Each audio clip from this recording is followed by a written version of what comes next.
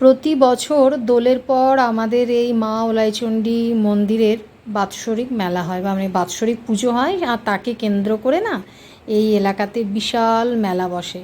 তো আমরা তো যেহেতু অন্য রাজ্যে থাকি, আমরা দোলের সময় উড়িষ্যাতেই ছিলাম, আর তারপরে আর মেলাও আমরা আসতে পারিনি, মেলা হয়ে গেছে।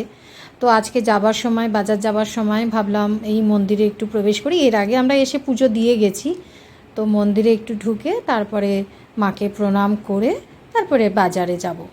প্রত্যেকবার যখনই আসি প্রণাম করি এবং যাই হোক ফটো তুলি, ভিডিও করি, সেটা শেয়ার করি আমার পেজে। আর এই সকালবেলায়ও পুজো হয়, সন্ধেবেলাতেও এখানে পুজো হয়। এখনও পুজো শুরু হয়নি, খানিকক্ষণ পর আর কি হবে।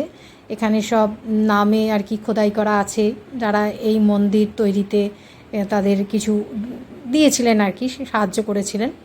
তো সন্ধে হতে না হতেই আমাদের এলাকার অনেক লোকজন এই মন্দিরে এসে উপস্থিত হন। তারা সমস্ত পুজোর অ্যারেঞ্জমেন্ট করে।